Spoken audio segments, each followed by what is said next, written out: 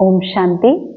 ಇಂದಿನ ಮುರಳಿ ದಿನಾಂಕ 2 ಡಿಸೆಂಬರ್ 2025. ಮುರಳಿ ಮಹಾವಾಕ್ಯಗಳು. मीठे बच्चे, तुम्हारा वायदा है कि जब आप आएंगे तो हम वारी जाएंगे. अब बाप आए हैं तुम्हें वायदा याद दिलाने.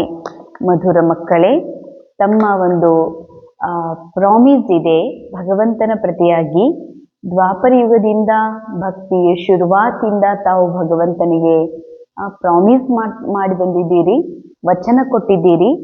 ಹೇ ತಂದೆ, ನೀನು ಒಂದು ವೇಳೆ ಸೃಷ್ಟಿ ನಾಟಕದಲ್ಲಿ ಕೆಳಗೆ ಬಂದೀಯ ತಂದೆ, ನಾನು ಸಂಪೂರ್ಣ ನಿನಗೆ ಅರ್ಪಿತ ಆಗ್ತೀನಿ, ನೀ ಹೇಳಿದಂಗೆ ನಾನು ಕೇಳ್ತೀನಿ, ನಿನಗಾಗಿ ನಾನು ಬಲಿಹಾರಿ ಆಗ್ತೀನಿ, ಅರ್ಪಿತ ಆಗ್ತೀನಿ ಅಂತ ನೀ ಭಗವಂತನಿಗೆ ವಚನ ಕೊಟ್ಟಿದ್ರಿ. ಅದಕ್ಕೆ ನಾನು ಬಂದು ನಿಮಗೆ ಆ ವಚನವನ್ನ ನೆನಪಿಸ್ತಾ ಇದ್ದೀನಿ ಅಂತಾರೆ ಬಾಬಾ. ಅಂದ್ರೆ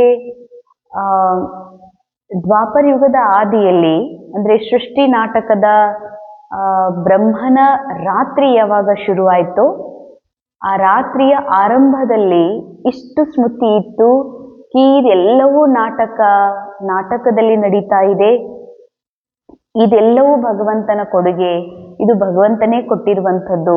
ಅದಕ್ಕಾಗಿ ಅವನದ್ದು ಏನಿದೆ ಅದನ್ನ ಭಗವಂತನಿಗೆ ವಾಪಸ್ ಅರ್ಪಣೆ ಮಾಡಿ ನಾನು ನನ್ನನ್ನೂ ಕೂಡ ಪರಮಾತ್ಮನಿಗೆ ಅರ್ಪಿಸ್ಕೊಳ್ಬೇಕನ್ನುವಂತಹ ಶುದ್ಧ ಭಕ್ತಿ ಭಾವನಾ ಇರೋದ್ರಿಂದ ಆ ಸಮಯದಲ್ಲಿ ಬಾಬಾ ಅಂತಾರೆ, ನೀವೆಲ್ಲ ಆತ್ಮ ನನಗೆ ಈ ರೀತಿ ಪ್ರಾಮಿಸ್ ಮಾಡಿದ್ದೀರಿ, ಅದಕ್ಕಿದು ಸಮಯ ಬಂದಿದೆ, ನಾನು ಈ ನಾಟಕದಲ್ಲಿ ಬಂದಿದ್ದೀನಿ.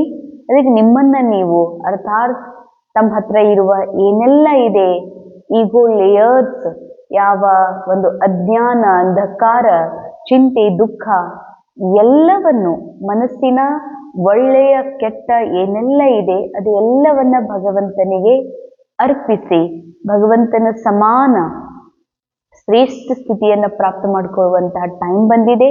ಅದಕ್ಕೆ ಬಾಬಾ ಹೇಳ್ತಾರೆ, ಮಕ್ಕಳೇ, ನಾನು ನಿಮಗೆ ನೆನಪು ಕೊಡಿಸೋದಕ್ಕಾಗಿನೇ ಬಂದಿದ್ದೀನಿ ಅಂತ. ಇಂದಿನ ಮುರಳಿಯ ಪ್ರಶ್ನೆ, किस मुख्य विशेषता के कारण पूज्य सिर्फ देवताओं को ही कह सकते हैं. ಯಾವ ಒಂದು ವಿಶೇಷತೆಯ ಕಾರಣದಿಂದ ಪೂಜ್ಯರು ಅಂತ ಕೇವಲ ದೇವತೆಗಳಿಗೆ ಮಾತ್ರ ಹೇಳಲಾಗ್ತದೆ. ಅಂದ್ರೆ ಮನುಷ್ಯರು ಪೂಜ್ಯರಾಗ್ಲಿಕ್ಕೆ ಸಾಧ್ಯ ಇಲ್ಲ. ಭಲೆ ಅವರ ಮನುಷ್ಯ ಜೀವನದಲ್ಲಿ ಪಾತ್ರದೊಳಗ ಭಲೆ ಅವರು ಎಷ್ಟೇ ಶ್ರೇಷ್ಠ ಪದವಿ, ಶ್ರೇಷ್ಠ ಒಂದು ಹೈಯೆಸ್ಟ್ ಪೊಸಿಷನ್ ಅನ್ನ ಪಡ್ಕೊಂಡಿದ್ರು ಕೂಡ ಅವರು ಪೂಜ್ಯರಾಗೋದಿಲ್ಲ. ಪೂಜ್ಯರು ಅಂತ ದೇವಿ ದೇವತೆಗಳಿಗಾಗಿನೇ ಹೇಳಲಾಗ್ತದೆ. ಯಾಕೆ ಅಂತಾರೆ ಬಾಬಾ. ಬಾಬಾ ಉತ್ತರದಲ್ಲಿ ಹೇಳ್ತಾರೆ, ದೇವತಾओं की ही विशेषता है जो कभी किसी को याद नहीं करते. ದೇವತೆಗಳ ವಿಶೇಷತೆಯಾಗಿದೆ, ದೇವತೆಗಳು ಎಂದಿಗೂ ಕೂಡ ಯಾರ ನೆನಪನ್ನು ಮಾಡೋದಿಲ್ಲ. ಅರ್ಥಾತ್ ಬೇಡಿಕೊಳ್ಳೋದಕ್ಕಾಗ್ಲಿ ಅಥವಾ ನೀವೇ ನಮ್ಮನ್ನ ಈ ರೀತಿ ನಮ್ಮ ಶ್ರೇಷ್ಠ ಸುಖಕ್ಕೆ ಆಧಾರ ನೀವೇ ಇದ್ದೀರಿ ಅಂತ ಪ್ರಾರ್ಥನೆ ಮಾಡೋದಾಗ್ಲಿ, ನಮ್ಮ ಜೀವನದಲ್ಲಿ ಸದಾ ಸುಖ ಶಾಂತಿಯನ್ನ ಇದೇ ರೀತಿಯಾಗಿ ಮುಂದುವರಿಸ್ರಿ ಅಂತ ಕೃಪೆ ಬೇಡೋದಾಗ್ಲಿ, ಇದು ಸತ್ಯುಗದಲ್ಲಿ ದೇವತೆಗಳು ಮಾಡೋದಿಲ್ಲ. ಅದೇ ಕಲಿಯುಗದಲ್ಲಿರುವಂತಹ ಮಾನವ ರೂಪದಲ್ಲಿರುವಂಥವ್ರು ಯಾರೇ ನಿಮಿತ್ತ ಮಾತ್ರ ಯಾವುದಾದ್ರೂ ಧಾರ್ಮಿಕ ಕ್ಷೇತ್ರದಲ್ಲಿ ಅವರು ಆ ಒಂದು ಪೊಸಿಷನ್ ಅಲ್ಲಿ ಇದ್ರು ಅಂತಂದ್ರೆ ಕಾಮನ್ ಆಗಿ ಭಕ್ತರು ಪೂಜ್ಯರು ಅಂತ ಕರೀತಾರೆ. ಆದ್ರೆ ಆ ಪೂಜ್ಯರನ್ನಿಸ್ಕೊಳ್ಳುವಂಥವ್ರು ಒಬ್ರಿಲ್ಲ ಒಬ್ಬರನ್ನ ನೆನಪು ಮಾಡ್ತಾರಂದ್ಮೇಲೆ ಅವರು ಪೂಜ್ಯರಾಗೋದಿಲ್ಲ. ಯಾರು ಪೂರ್ಣತೆಯ ಅನುಭವ ಮಾಡ್ತಾರ, ಯಾರು ಸಂಪನ್ನತೆಯ ಅನುಭವ ಮಾಡ್ತಾರೋ ಅವರು ಮಾತ್ರ ಪೂಜ್ಯರಾಗ್ಲಿಕ್ಕೆ ಸಾಧ್ಯ ಇದೆ. ಅಂದ್ರೆ ಸತ್ಯುಗದ ದೇವತೆಗಳು ಯಾರ ನೆನಪು ಮಾಡೋದಿಲ್ಲ. ಯಾಕೆ ಅಂದ್ರೆ ಅವರಿಗೆ ಯಾರ ನೆನಪಿನ ಅವಶ್ಯಕತೆ ಇಲ್ಲ. तो न बाबा को याद करते न किसी के चित्रों को याद करते हैं, इसीलिए उन्हें पूज्य कहेंगे. ಅವರು ಪರಮಾತ್ಮನನ್ನು ನೆನಪು ಮಾಡೋದಿಲ್ಲ, ಮತ್ತೆ ಬೇರೆ ಯಾವ ಚಿತ್ರಗಳನ್ನ ಎದುರುಗಡೆ ಇಟ್ಕೊಂಡು ನೀವು ನಮಗಿಂತ ಶ್ರೇಷ್ಠರು, ನಿಮ್ಮ ದಯಾ ಕೃಪಾ ನಿಮ್ಮ ಆಶೀರ್ವಾದ ನಮ್ಗಿರ್ಲಿ ಅಂತ ಅವರೆಂದಿಗೂ ಕೂಡ ಯಾರಿಗೂ ಬೇಡ್ಕೊಳ್ಳೋದಿಲ್ಲ. ಅದಕ್ಕಾಗಿನೇ ದೇವಿ ದೇವತೆಗಳಿಗೆ ಪೂಜ್ಯರು ಅಂತ ಸತ್ಯುಗದ ಸಮಯದೊಳಗ ಅಲ್ಲಿರುವ ಎಲ್ಲ ಆತ್ಮರಿಗೆ ಪೂಜ್ಯರು ಅಂತ ಹೇಳಲಾಗ್ತದೆ.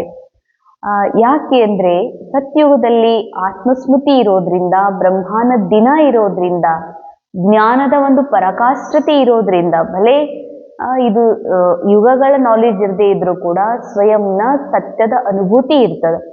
ನಾ ಆತ್ಮ ಪೂರ್ಣಿದ್ದೀನಿ, ನಾನು ಹಾಗೆ ನೋಡಿದ್ರೆ ಸೆಲ್ಫ್ ಸಫಿಸಿಯೆಂಟ್ ಆಗಿರುವಂತಹ ಪೂರಾ ನಾಲೆಜ್ ಇರ್ತದೆ, ಸ್ಮೃತಿ ಇರ್ತದೆ, ಅನುಭೂತಿ ಇರೋದ್ರಿಂದ ಅವರಿಗೆ ಕಮ್ಮಿಯೂ ಫೀಲೇ ಆಗೋದಿಲ್ಲ. ಅಥವಾ ನಾವು ಯಾರಿಗಿಂತಲೂ ಕಮ್ಮಿ ಇದ್ದೀವಿ ಅಥವಾ ಜೀವನದಲ್ಲಿ ಇದು ಕಮ್ಮಿ ಬಿದ್ದಿದೆ ಅನ್ನುವಂತಹ ಅನುಭೂತಿನೇ ಆಗೋದಿಲ್ಲ ಅಂದಮೇಲೆ ಅದನ್ನು ಪಡ್ಕೊಳ್ಳೋ ಸಲುವಾಗಿ, ಕಮ್ಮಿಯನ್ನು ತುಂಬಿಕೊಳ್ಳೋ ಸಲುವಾಗಿ ಯಾರನ್ನು ನೆನಪು ಮಾಡುವ, ಯಾರನ್ನು ಬೇಡಿಕೊಳ್ಳುವ ಅವಶ್ಯಕತೆ ದೇವಿ ದೇವತೆಗಳಿಗೆ ಇರೋದಿಲ್ಲ. ವಹಾ ಸುಖ ಹಿ ಸುಖ रहता है, इसीलिए किसी को याद करने की दरकार नहीं है. ಸತ್ಯುಗದಲ್ಲಿ ಸುಖವೇ ಸುಖ ಇರ್ತದ, ಇಷ್ಟು ಅಪಾರ ಸುಖ ಇರ್ತದ ಬಾಹ್ಯ ಜಗತ್ತಿನೊಳಗ ಮತ್ತು ಅವರ ಬಾಹ್ಯ ಫಿಸಿಕಲ್ ಜೀವನದೊಳಗ ಇಷ್ಟು ಸುಖ ಇರ್ತದೆ. ಯಾಕೆ ಅಂದರೆ ಖುದ್ ಆತ್ಮ ಸುಖ ಸ್ವರೂಪಿಯಾಗಿರೋದ್ರಿಂದ, ಆ ಸುಖ ಸ್ವರೂಪದ ಪೂರ್ಣ ಅನುಭವ, ನಾ ಸುಖ ಸ್ವರೂಪಿ ಇದೀನನ್ನುವಂಥ ಸ್ಮೃತಿ ಇರೋದ್ರಿಂದ ಆಂತರಿಕ ಮನಸ್ಸಿನ ಒಂದು ಸ್ಥಿತಿಯ ಮ್ಯಾನಿಫೆಸ್ಟೇಷನ್ ಜಗತ್ತಿನಲ್ಲಿಯೂ ಆಗಿರ್ತದೆ. ಹೀಗಾಗಿ ಒಳಗೆ ಸುಖ ಸ್ವರೂಪ ಅನುಭೂತಿ ಇರೋದ್ರಿಂದ ಅವರ ಜೀವನದಲ್ಲಿ ಸ್ಥೂಲ ಜಗತ್ತಿನಲ್ಲಿ ಸಂಪನ್ನತೆ ಸುಖವೇ ಸುಖ ಇರ್ತದೆ. ಹೀಗಾಗಿ ಅವರು ಯಾರ ನೆನಪು ಮಾಡುವಂತಹ ಅವಶ್ಯಕತೆನೇ ಇರೋದಿಲ್ಲ. अभी तुम एक बाबा की याद से ऐसा पूज्य पावन बने हो जो फिर याद करने की दरकार ही नहीं रहती. ಅಂಡರ್ಲೈನ್. ಈಗ ಅದೇ ಸಮಯ ಬಂದಿದೆ, ಯಾವ ದೇವತೆಗಳು ಯಾರ ನೆನಪು ಮಾಡ್ತಿರ್ಲಿಲ್ಲ, ಈಗ ತಾವು ಒಬ್ಬ ಪಿತಾ ಪರಮಾತ್ಮನ ನೆನಪು ಮಾಡೋದ್ರಿಂದ ತಾವು ಸಹ ಈ ಸಮಯದೊಳಗ ಪೂಜ್ಯ ಮತ್ತು ಪಾವನರಾಗ್ತೀರಿ. ಪೂಜ್ಯ ಪಾವನರಾಗೋದ್ರಿಂದ ಮುಂದೆ ತಮ್ಮ ಒಂದು ಯುಗ ಪರಿವರ್ತನೆಯ ನಂತರ ಸತ್ಯುಗದಲ್ಲಿ ಮತ್ತೆ ತಾವು ಯಾರ ನೆನಪನ್ನ ಮಾಡುವಂತಹ ಅವಶ್ಯಕತೆ ಇರೋದಿಲ್ಲ. ಇಂದಿನ ಮುರಳಿಯ ಮುಖ್ಯ ಸಾರ, स्वयं को श्रेष्ठ बनाने के लिए बाबा की जो श्रीमत मिलती है उस पर चलना है, दैवी गुण धारण करने हैं, खान पान चलन सब रॉयल रखना है. ಬಾಬಾ ಹೇಳ್ತಾರೆ, ಮಧುರ ಮಕ್ಕಳೇ, ಸ್ವಯಂನ ಶ್ರೇಷ್ಠ ಮಾಡ್ಕೊಳ್ಳೋದಕ್ಕಾಗಿ, ಸ್ವಯಂನ ಶ್ರೇಷ್ಠ ಅಂದರೆ ಸ್ವಯಂ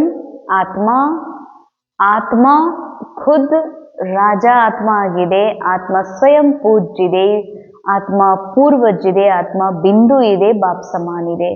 ಆತ್ಮನನ್ನ ಶ್ರೇಷ್ಠ ಮಾಡ್ಕೊಳ್ಳೋದು ಅರ್ಥಾತ್ ಆತ್ಮನ ಮನಸ್ಸು ಯಾವುದು ಆತ್ಮನಿಂದ ದೂರ ಆಗಿ ದೇಹಬಾನದಲ್ಲಿ ಸಿಲುಕಿ ಮಾಯೆಗೆ ವಶೀಭೂತಾಗಿ ಇದು ಕಮ್ಜೋರಿ ಅನುಭವ ಮಾಡ್ತಾ ಇದೆ. ಈ ಮನಸ್ಸು ವಾಪಸ್ ಈ ಅನುಭವ ಮಾಡಬೇಕಾಗಿದೆ, ನಾ ಆತ್ಮ ಇದ್ದೀನಿ ಅಂತ. ಎರಡನೇದು, ನಾ ಆತ್ಮ ಭರ್ಪೂರ್ ಸಂಪನ್ನ ಬಾಪ್ ಸಮಾನ್ ಇದೀನಿ ಅನ್ನುವಂಥ ಸತ್ಯ ಈ ಮನಸ್ಸು ಸ್ವೀಕಾರ ಮಾಡಬೇಕು. ಈ ಮನಸ್ಸು ಯಾವಾಗ ಶ್ರೇಷ್ಠ ಆಗ್ತದೋ ಆಗ ಆತ್ಮ ಸಂಪೂರ್ಣ ಅನುಭೂತಿ ಆಗ್ಲಿಕ್ಕೆ ಸಾಧ್ಯ. ಆತ್ಮ ತನ್ನ ಆತ್ಮ ಆಗಿರುವಂಥ ಅನುಭವ ಮಾಡುತ್ತೆ. ಇದಕ್ಕಾಗಿ ಬಾಬಾ ಹೇಳ್ತಾರೆ, ಸ್ವಯಂನ ಶ್ರೇಷ್ಠ ಮಾಡ್ಕೊಳ್ಳೋದು ಅರ್ಥಾತ್ ಮನಸ್ಸನ್ನು ಶ್ರೇಷ್ಠ ಮಾಡ್ಕೊಳ್ಳೋದಕ್ಕಾಗಿ ಈ ಮನಸ್ಸನ್ನ ಶ್ರೀಮತನುಸಾರ ನಡೆಸಬೇಕಾಗಿದೆ. ದೈವಿ ಗುಣಗಳ ಧಾರಣೆ ಮಾಡ್ಕೊಳ್ರಿ. ದೈವಿ ಗುಣ ಅಂತಂದ್ರೆ 7 ಗುಣ, ಆತ್ಮನ ಮೂಲ ಗುಣಗಳು 7 ಗುಣಗಳು ಪ್ರತಿಯೊಬ್ಬರಲ್ಲಿ ಅವಿನಾಶಿ ರೂಪದಲ್ಲಿದ್ದಾವೆ. ಯಾವುದು? ಶಾಂತಿ, ಪ್ರೇಮ, ಪವಿತ್ರತಾ, ಶಕ್ತಿ, ಆನಂದ, ಸುಖ, ಇವು ಪ್ರತಿ ಆತ್ಮನ ಮೂಲ ಇನ್ಬಿಲ್ಟ್ ಅವಿನಾಶಿ ಗುಣಗಳದಾವ.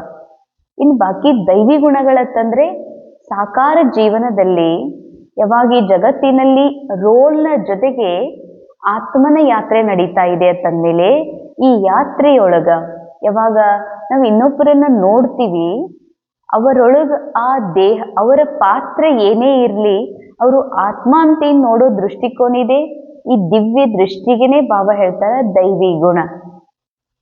ತನ್ನನ್ನು ಸಹ ತನಗೆ ಸಿಕ್ಕಿರುವ ರೋಲ್ ಏನೇ ಆಗಿರಲಿ, ರೋಲ್ ನಿಜ ಅಲ್ಲ, ರೋಲನ್ನ ಪ್ಲೇ ಮಾಡ್ತಾ ಇರುವಂತಹ ನಾ ಆತ್ಮ ಇದ್ದೀನಿ ಅನ್ನುವಂತಹ ಸತ್ಯ ಏನಿದೆ ಇದು ಸದಾ ಸ್ಮೃತಿಯಲ್ಲಿ ಇಟ್ಕೊಂಡು ತನಗೆ ತಾನು ಆತ್ಮ ಎನ್ನುವ ರಿಯಾಲಿಟಿಯ ಅನುಭವದ ಜೊತೆಗೆ ಇದು ದೇಹ, ಇದು ಒಂದು ಗೊಂಬೆ, ಇದು ಒಂದು ಈ ನಾಟಕದ ಒಂದು ದೃಶ್ಯ ಅಂತ ತಿಳ್ಕೊಂಡು ಏನ್ ನಡೀಲಾಗ್ತದೋ ಇದಕ್ ಬಾಬಾ ಹೇಳ್ತಾರ ದೈವಿ ಗುಣಗಳನ್ನ ಧಾರಣೆ ಮಾಡ್ಕೊಳ್ಳೋದು. ದೈವಿ ಗುಣ ಧಾರಣೆ ಮಾಡ್ಕೊಡ್ರಿ. ಖಾನ್ ಪಾನ್ ಚಲನ್, ಕುಡಿಯೋದು ತಿನ್ನೋದು ತಮ್ಮ ಚಲನೆ ಎಲ್ಲವೂ ರಾಯಲ್ ಆಗಿರ್ಬೇಕು ಅಂತಾರ ಬಾಬಾ. ರಾಯಲ್ ಅರ್ಥಾತ್ ರೋಲ್ ತಿಂತದ, ರೋಲ್ ಊಟ ಮಾಡ್ತದ, ರೋಲ್ ನೋಡ್ತದ. ಆ ರೋಲ್ ನೋಡ್ತಾ ಇರುವುದನ್ನ ನೋಡ್ತಾ ಇರೋರು ಯಾರು? ನಾ ಆತ್ಮ. ಹೀಗೆ ನನ್ನನ್ನ ರೋಲ್ ಇಂದ ಪರೆ, ನನ್ನನ್ನ ನಿರಾಕಾರಿ ಸ್ವರೂಪದಲ್ಲಿ ನೋಡ್ತಾ ಫಿಸಿಕಲ್ ಶರೀರದಿಂದ ನಾನು ಭಿನ್ನ ಇದ್ದೀನಿ ಅನ್ನುವಂತ ಸತ್ಯದ ಅನುಭೂತಿ ಮಾಡೋದೇ ಬಾಬಾ ಹೇಳ್ತಾರೆ ರಾಯಲ್ಟಿ. ನಾನು ಉಣ್ತಾ ಇದ್ದೀನಿ ಅಲ್ಲ, ಯಾಕಂದ್ರೆ ನಾನು ಆತ್ಮ ಇದ್ದೀನಿ, ಅಭೋಗ್ತಾ ಇದ್ದೀನಿ. ಉಣ್ತಾ ಇರೋದು ಈ ಶರೀರ, ಕುಡಿತಾ ಇರೋದು ಶರೀರ ಅಂದಮೇಲೆ ನಾನ್ ಕುಡಿತೀನಿ, ನಾನೇ ಉಣ್ತಾ ಇದ್ದೀನಿ, ನಾನ್ ನಡೀತಾ ಇದ್ದೀನಿ, ನಾನ್ ಚಲೋ ಇದ್ದೀನಿ, ನಾನ್ ಕೆಟ್ಟಿದ್ದೀನಿ, ಇದಕ್ಕೆ ದೇಹವಾನ ಅಸುರಿ ಲಕ್ಷಣ ಅಂತಾರೆ ಬಾಬಾ. ಅದಕ್ಕಾಗಿ ಕುಡಿಯೋದು ತಿನ್ನೋದು ಅರ್ಥಾತ್ ಈ ದೇಹ ಕುಡಿತಾ ಇರೋದು, ಈ ರೋಲ್ ಕುಡಿತಾ ಇರುವ ತಿನ್ನುತ್ತಿರುವಂತಹ ಇದೆಲ್ಲವನ್ನ ನೋಡ್ತಾ ಇರುವಂತಹ ಡಿಟ್ಯಾಚ್ ಅಬ್ಸರ್ವರ್ ನಾನು ಆತ್ಮ ಇದ್ದೀನಿ ಅನ್ನುವಂತಹ ಈ ಒಂದು ಏನು ಅಭ್ಯಾಸ ಇದೆ ಇದು ಈಶ್ವರಿಯ ರಾಯಲ್ಟಿ ಆಗಿದೆ. ಈ ರಾಯಲ್ಟಿ ಜೊತೆಗೆ ತಮ್ಮ ಖಾನ್ ಪಾನ್ ಎಲ್ಲವೂ ಶುದ್ಧವಾಗಿರ್ಬೇಕು ಅಂತಾರೆ ಬಾಬಾ. ಹಾಗೆ ನೋಡಿದ್ರೆ ಫಿಸಿಕಲಿ ಉಣ್ಣುವ ತಿನ್ನುವ ಕುಡಿಯುವಂಥದ್ದೇನಿದೆ ಅದು ಬಾಬಾ ಹೇಗೆ ಶ್ರೀಮತವನ್ನ ಹೇಳಿದ್ದಾರೆ ಅದು ಶುದ್ಧವಾಗಿರ್ಬೇಕು ಅಂತ ಆ ರೀತಿಯಾಗಿನೂ ಕೂಡ ಇರಬೇಕಾಗ್ತದೆ. ಇಂದಿನ ಮುರಳಿಯ ಸೆಕೆಂಡ್ मुरली सार एक दो को याद नहीं करना लेकिन रिगार्ड जरूर देना है. ಬಹಳ ವಿಶೇಷ ಅಂಡರ್ಲೈನ್. ಇಲ್ಲಿ ಒಬ್ರಿಗೊಬ್ರು ನೆನಪು ಮಾಡ್ಬೇಡ್ರಿ. ಏನಂತ? ಇವ್ರು ನಮ್ಮ ಅಕ್ಕೋರು, ನಮ್ಮ ಅಣ್ಣೋರು, ಇವರು ನಮ್ಮ ದೊಡ್ಡಕ್ಕೋರು, ಸಣ್ಣಕ್ಕೋರು, ಅಥವಾ ನಮ್ಮ ಮಮ್ಮಿ ಅದಾರ, ಪಾಪ ಅದಾರ, ನಮ್ಮ ಕಾಕ ಅದಾರ, ಫ್ರೆಂಡ್ಸ್ ಅದಾರ. ಇಲ್ಲಿ ಯಾರು ಯಾರ ನೆನಪು ಮಾಡ್ಬೇಡ್ರಿ ಅಂತಾರ ಬಾಬಾ. ಯಾಕಂದ್ರೆ ಎಲ್ಲರೂ ಮನುಷ್ಯರು, ಎಲ್ಲರೂ ದೇಹದಾರಿಗಳು. ದೇಹ ಒಂದು ಶವಕ್ಕೆ ಸಮಾನ ಇದೆ. ಅದಕ್ಕೆ ಬಾಬಾ ಅಂತಾರೆ ನೀವು ಯಾವ ದೇಹದಾರಿ ನೆನಪಿನಿಂದ ಮುಕ್ತಿ ಸಿಗೋದಿಲ್ಲ, ಜೀವನ್ ಮುಕ್ತಿ ಸಿಗೋದಿಲ್ಲ, ಏನೂ ಪ್ರಾಪ್ತಿ ಆಗೋದಿಲ್ಲ, ಇನ್ನೊಂದಿಷ್ಟು ದೇಹವಾನದಲ್ಲಿ ಸಿಲುಕ್ತೀರಿ. ಅಂದಮೇಲೆ ಒಬ್ಬರು ಇನ್ನೊಬ್ಬರಿಗೆ ನೆನಪು ಮಾಡುವಂಗಿಲ್ಲ ಅಂತಾರ ಬಾಬಾ. ಬಹಳಷ್ಟು ಜನ ಹೀಗೆ ಕೇಳ್ತಿರ್ತಾರ, ನೀ ಒಮ್ಮೆ ಫೋನೇ ಹಚ್ಚೋದಿಲ್ಲ, ನೀನ್ ನೆನಪೇ ಮಾಡೋದಿಲ್ಲ ಅಂತ. ಬಾಬಾ ನಮಗೆ ನೆನಪು ಮಾಡಬೇಡ್ರಿ ಎನ್ನುವಂತ ಪುರುಷಾರ್ಥವನ್ನ ಮಾಡಿಸ್ತಿದ್ದಾರೆ. ಅಂದಮೇಲೆ ನಾವ್ಯಾಕೆ ಒಬ್ರಿಗೊಬ್ರು ನೆನಪು ಮಾಡ್ಬೇಕು? ನೆನಪು ಮಾಡಿ ಒಬ್ರೊಬ್ಬರ ಜೊತೆಗೆ ಕನೆಕ್ಷನ್ ಬೆಳೆಸ್ಕೋಬೇಕು. ಡ್ರಾಮಾ ಅನುಸಾರ ನಮ್ಮ ಎದುರುಗಡೆ ಇದ್ದಾರೆ, ಡ್ರಾಮಾ ಅನುಸಾರ ನಮ್ಮ ಜೊತೆಯಲ್ಲಿದ್ದಾರೆ ಅಂತಂದ್ರ ಬಾಬಾ ಹೇಳ್ತಾರೆ ಅವಶ್ಯ ಗೌರವ ಕೊಡ್ರಿ. ತಾವು ರೋಲ್ನ ಮೂಲಕ ಇನ್ನೊಬ್ಬ ರೋಲಿಗೆ ಗೌರವ ಅವಶ್ಯ ಕೊಡ್ರಿ. ಆದರೆ ಯಾವ ಕಾರಣಕ್ಕೂ ಒಬ್ಬರು ಇನ್ನೊಬ್ಬರ ನೆನಪನ್ನ ಮಾಡಬೇಡ್ರಿ. ಎಷ್ಟೋ ಜನ ಹೇಳ್ತಾರೆ ನಿಮ್ ನೆನಪು ಬಹಳ ಬರ್ತಾ ಇದೆ ಅಂತ. ನಮ್ ನೆನಪು ಯಾಕೆ ಬರಬೇಕು? ನಮ್ ನೆನಪು ಬರೋದ್ರಿಂದ, ನಮ್ಮ ನೆನಪು ಅರ್ಥಾತ್ ರೋಲ್ನ ನೆನಪು, ರೋಲ್ನ ನೆನಪು ಮಾಡೋದ್ರಿಂದ ಇನ್ನಷ್ಟು ರೋಲ್ನಲ್ಲಿ ಸಿಕ್ ಹಾಕೊಂಡು ಇನ್ನೊಂದಿಷ್ಟು ಬಂಧನ, ಇನ್ನೊಂದಿಷ್ಟು ನಾವು ಯಾರು ರೋಲ್ ನೆನಪು ಮಾಡ್ತೀವಿ ಅವರಿಗೂ ದುಃಖ ಆಗ್ತದ, ನೆನಪು ಮಾಡೋರಿಗೂ ದುಃಖ ಆಗ್ತದ. ಅದಕ್ಕೆ ಬಾಬಾ ಹೇಳ್ತಾರ ಯಾರು ಯಾರನ್ನ ನೆನಪು ಮಾಡಬೇಡ್ರಿ. ನೆನಪು ಮಾಡೋದಿತ್ತಂದ್ರೆ ಕೇವಲ ಒಬ್ಬ ತಂದೆಯ ನೆನಪನ್ನ ಮಾತ್ರ ಮಾಡಬೇಕು. ಪಾವನ್ ಬನ್ನೇಕ ಪುರುಷಾರ್ಥ ಕರ್ನಾ ಅವ್ರ ಕರಾನ. ಪಾವನರಾಗುವ ಅರ್ಥಾತ್ ದೇಹದಿಂದ ಪರೆ ನಿರಾಕಾರಿ ಸ್ಥಿತಿಯ ಸತ್ಯ ಸ್ವರೂಪದಲ್ಲಿ ಸ್ಥಿತ ಆಗುವ ಮತ್ತು ಎಲ್ಲರೊಳಗೂ ನಿರಾಕಾರಿ ಸ್ವರೂಪವನ್ನ ನೋಡುವಂತಹ, ಈ ರೀತಿ ತನ್ನ ಸಮಾನ ಮಾಡಿಕೊಳ್ಳುವಂತಹ ಪಾವನಕಾರಿ ಪುರುಷಾರ್ಥವನ್ನ ಮಾಡ್ರಿ ಮತ್ತು ಮಾಡಿಸ್ರಿ. वरदान नीरस वातावरण में खुशी की झलक का अनुभव कराने वाले एवर हैप्पी भव. ನೀರಸ, ಯಾವುದೇ ರಸ ಇಲ್ಲದಂತಹ, ಭರವಸೆ ಇಲ್ಲದಂತಹ, ಖುಷಿ ಇಲ್ಲದಂತಹ ವಾತಾವರಣದಲ್ಲಿ ಖುಷಿಯ ಹೊಳಪಿನ ಅನುಭವ ಮಾಡಿಸುವಂತಹ ಎವರ್ ಹ್ಯಾಪಿ ಭವ. एवर हैप्पी अर्थात सदा खुश रहने का वरदान जिन बच्चों को प्राप्त है वह दुख की लहर उत्पन्न करने वाले वातावरण में भी ಯಾರಿಗೆ ಪರಮಾತ್ಮ ತಂದೆಯಿಂದ ವರದಾನ ಪ್ರಾಪ್ತಿಯಾಗಿದೆ ಎವರ್ ಹ್ಯಾಪಿ ಅಂತ. ಎಲ್ಲ ಬಾಬನ್ ಮಕ್ಕಳಿಗೆ ವರದಾನ ಪ್ರಾಪ್ತ ಆಗಿದೆ, ನೀವು ಸದಾ ಖುಷಿಯಿಂದ ಇರಿ. ಯಾಕಂದ್ರೆ ಆತ್ಮ ಮೂಲ ರೂಪದಲ್ಲಿ ಖುಷಿಯ ಸ್ವರೂಪ ಇದೆ, ಸುಖ ಸ್ವರೂಪ ಇದೆ ಅಂತಂದ ಮೇಲೆ ಆ ಸ್ಮೃತಿಯಲ್ಲಿರೋದ್ರಿಂದ ಜರೂರ್ ನಾವು ಎವರ್ ಹ್ಯಾಪಿ ಅನುಭವ ಮಾಡಲಿಕ್ಕೆ ಸಾಧ್ಯ ಇದೆ.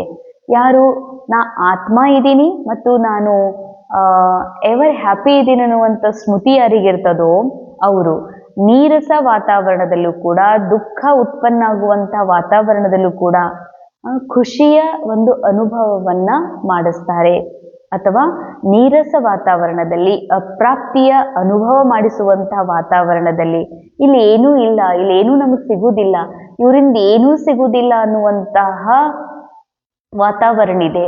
ಆದರೆ ಯಾರು ಎವರ್ ಹ್ಯಾಪಿಯ ವರದಾನದ ಸ್ಮೃತಿ ಯಾರಿಗಿದೆಯೋ ಅವರು ಸದಾ ಖುಷಿಯಲ್ಲಿ ಇರ್ತಾರೆ ಮತ್ತು ಖುಷಿಯ ಹೊಳಪಿನಿಂದ ದುಃಖವನ್ನ, ಉದಾಸಿಯನ್ನ, ನಿರಾಶೆಯನ್ನ ದೂರ ಮಾಡುವಂಥವರು ಆಗಿರ್ತಾರೆ.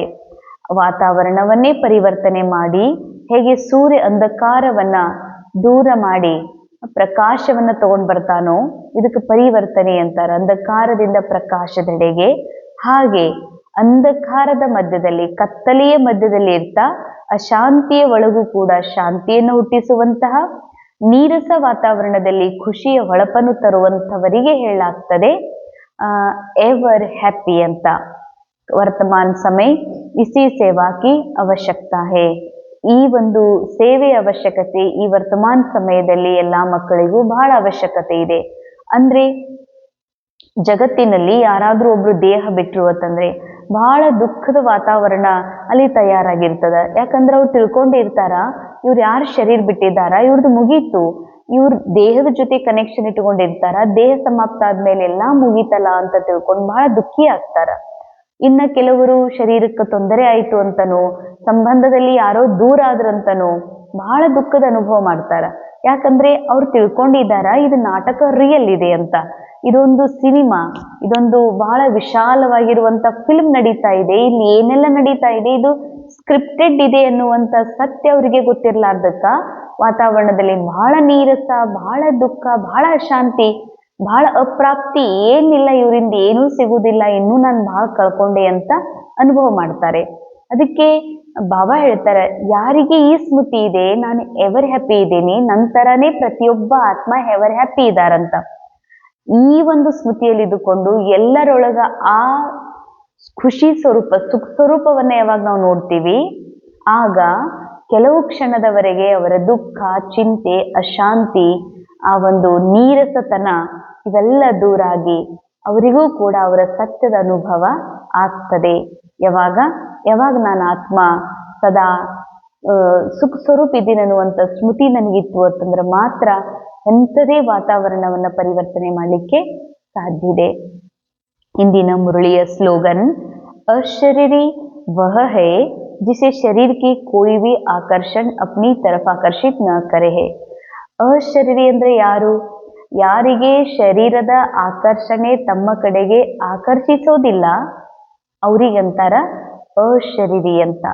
ಅಂದ್ರೆ ಶರೀರದ ಆಕರ್ಷಣೆ ಅಂದ್ರೆ ರೋಲ್ನಲ್ಲಿ ಇದ್ದಾಗ ರೋಲ್ನ ಮನಸ್ಸಿನ ವಿಚಾರಗಳು ಬಂಧಿಸ್ತದಂದ್ರ, ಮನಸ್ಸಿನ ಭಾವನೆಗಳು ಬಂಧಿಸ್ತದಂದ್ರ, ಈ ಶರೀರದ ರೋಗ, ಶರೀರದ ಸೌಂದರ್ಯ, ಶರೀರದ ಚಿಂತೆ ಬಂಧಿಸ್ತದಂದ್ರ ಅವ್ರು ಅಶರೀರಿ ಆಗ್ಲಿಕ್ಕೆ ಸಾಧ್ಯ ಇಲ್ಲ. ಇನ್ನು ಬೇರೆಯವ್ರ ನೆನಪು, ಬೇರೆಯವ್ರ ಬಂಧನಂತೂ ದೂರದ ಮಾತು. ಅದಕ್ಕೆ ಬಾಬಾ ಹೇಳ್ತಾರೆ, ಯಾರು ಶರೀರಕ್ಕೆ ಆಕರ್ಷಿತ ಆಗ್ತಾರ, ಅದು ತಮ್ಮ ಶರೀರ ಇರ್ಲಿ ಬೇರೆಯವ್ರ ಶರೀರ ಇರ್ಲಿ, ಅವ್ರು ಎಂದಿಗೂ ಶರೀರದಿಂದ ಡಿಟ್ಯಾಚ್ ಆಗ್ಲಿಕ್ಕೆ ಆಗೋದಿಲ್ಲ. ಶರೀರದ ಬಂಧನದಲ್ಲಿ ಸಿಕ್ಕಾಕೊಂಡು ಅದರದ್ದೇ ದುಃಖದ ಅನುಭವ ಮಾಡ್ತಾರೆ ಹೊರತಾಗಿ ಅವರು ಅಶರೀರಿಯಾಗಿ ಮೂಲ ಸುಖ, ಮೂಲ ಶಾಂತಿಯ ಅನುಭವ ಮಾಡ್ಲಿಕ್ಕೆ ಅವ್ರ ಕಡೆಯಿಂದ ಸಾಧ್ಯ ಇಲ್ಲ. ಅವ್ಯಕ್ತ ಇಶಾರೆ ಅಬ್ ಸಂಪನ್ನ ವ ಕರ್ಮಾತೀತ್ ಬನ್ನೆಕಿ ಧುನ್ ಲಗಾವೋ. ಈಗ ಸಂಪನ್ನ ಅಥವಾ ಕರ್ಮಾತೀತ್ ಆಗುವಂತಹ ಒಂದು ಧುನ್, ಒಂದು ನಶೆಯನ್ನ ಏರಿಸ್ಕೊಡ್ರಿ. ಕರ್ಮಾತೀತ್ ಕಾ ಅರ್ಥ ಯಹ ನಹಿ ಕಿ ಕರ್ಮ ಸೆ ಅತೀತ್ ಹೋ ಜಾओ. ಕರ್ಮಾತೀತದ ಅರ್ಥ ಹೀಗಲ್ಲ, ಕರ್ಮಾತೀತ ಆಗ್ರಿ ಅಂತ ಬಾಬಾ ಹೇಳ್ತಿದ್ದಾರಂದ್ರ ಕರ್ಮಾತೀತದ ಅರ್ಥ ಇದಲ್ಲ, ಕರ್ಮದಿಂದ ಅತೀತ ಆಗ್ರಿ. ಕರ್ಮದಿಂದ ಅತೀತ ಆಗೋದು ಅಂದ್ರೆ ಕೆಲ್ಸನೇ ಬೇಡ, ಜೀವನೇ ಬೇಡ, ಸಂಸಾರ ಬೇಡ, ಈ ಮಕ್ಕಳು ಬೇಡ, ಹೆಂಡತಿ ಬೇಡ, ಅಥವಾ ಪತಿ ಬೇಡ, ಈ ಈ ನೌಕರಿನೂ ಬೇಡ, ಎಲ್ಲರೇ ಹೋಗ್ಬಿಡ್ಬೇಕು ಅಂತ. ಇದಕ್ಕೆ ಕರ್ಮಾತೀತ್ ಅಂತ ಹೇಳೋದಿಲ್ಲ. ಕರ್ಮ ಸೇ ನ್ಯಾರೆ ನಹಿ, ಕರ್ಮ ಬಿಟ್ಟು ಎಲ್ಲೂ ಹೋಗುವಂಗಿಲ್ಲ.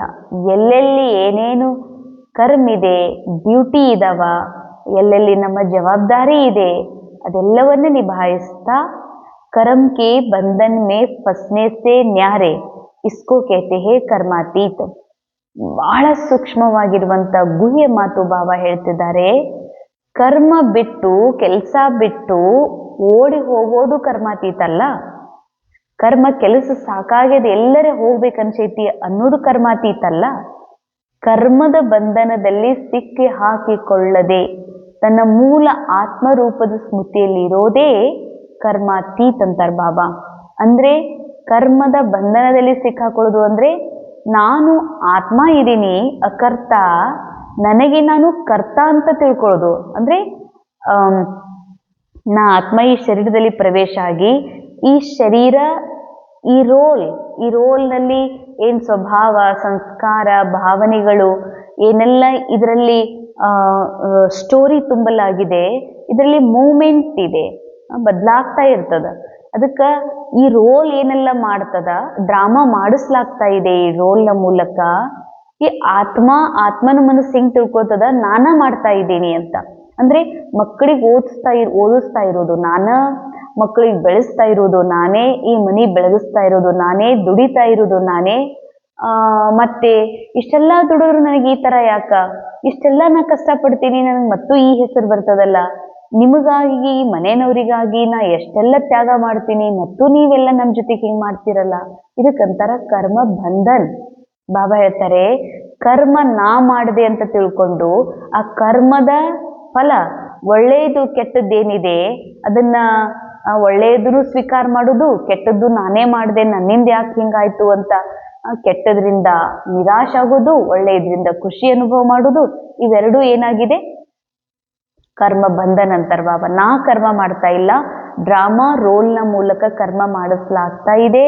ನಾನು ರೋಲ್ ಅಲ್ಲ, ನಾನು ಮನಸ್ಸು ಅಲ್ಲ, ನಾನು ಆತ್ಮ ಈ ಕರ್ಮವನ್ನ ಮಾಡುತ್ತಿರುವುದನ್ನ, ಈ ಡ್ರಾಮಾದಲ್ಲಿ ಆಕ್ಟಿಂಗ್ ಆಗುತ್ತಿರುವುದನ್ನ ನೋಡ್ಲಿಕ್ಕೆ ಬಂದಿರುವಂತ ಸಾಕ್ಷಿ ದೃಷ್ಟ ಆತ್ಮ ಇದ್ದೀನಿ.